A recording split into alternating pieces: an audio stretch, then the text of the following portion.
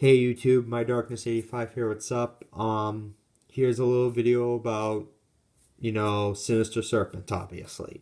Now there's two versions of Sinister Serpent right in front of me. Um, I'm gonna explain each of them individually. Like the first one is the original one with the original effect. During your standby phase, if a Sinister Serpent exists in your graveyard, you can return the Sinister Serpent to your hand. So, so this card was very broken back in the early days of Yu-Gi-Oh! This was mainly discarded with Graceful Charity, and this was also good in the early stages of Goat Control decks back in 2005 after Evasion and Chaos came out and stuff like that. They usually used Metamorphosis to tribute this card right here to get a Thousand Eyes Restrict directly on the board. It's that broken as hell. Then it got banned not long after. I think this got banned in like 2005, early 2006. But like I said, this card was really, really dominant at that time. But now we got this version right here. I'll read the effect of this version. During your standby phase, if this card is in your graveyard, you can add this card to your hand. Also banish one Sinister Serpent from your graveyard during your opponent's next hand phase. You can only use this effect of Sinister Serpent once per turn. So the difference, when this came back, this effect was toned down. So basically you only have a one-time use of bringing this back to your hand. It can be used at any standby phase. You can wait for to use it later, but once this was used via the effect, next time it goes to the graveyard, it's banished. And you can only run one of these per deck, unfortunately. So it is not as busted as this version used to be, sadly. Yeah, it kind of sucks because, like I said, this card was so dominant back then. People would be looking for this card back in those days. This card, I don't know what it went for when it first came out, but when the Go Control deck started emerging after Evasion of Chaos was released, that set the stage for this card big time. Especially when Metamorphosis and Thousand Eyes Restrict were there.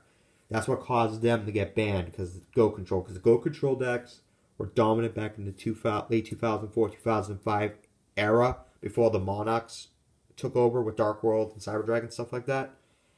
So, like, if I would have to choose which one was better, I would like this one because this would give you a lot of options. Like this version right here, like if you were like on the edge of defeat and you had one card in your hand, you draw a Metamorphosis, you bring this back to your graveyard, this can clinch matches back then.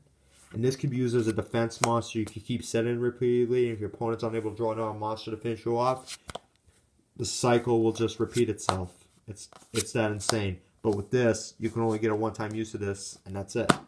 So, all in all, this version right here is better than this one. But, sadly, this is the only one we're allowed to use now. We can use this one like in fun traditional duels, like retro duel format, stuff like that. So, it has its uses. It's also a good collector's item as well, because this version is kind of hard to find. Like, it's not that expensive on the internet or on eBay, TCG Player. I think this version goes for like maybe $2-3. This one goes for like less than that. But people like collecting this card. This card's pretty cheap. It's not that really pricey as it used to be back in the early days.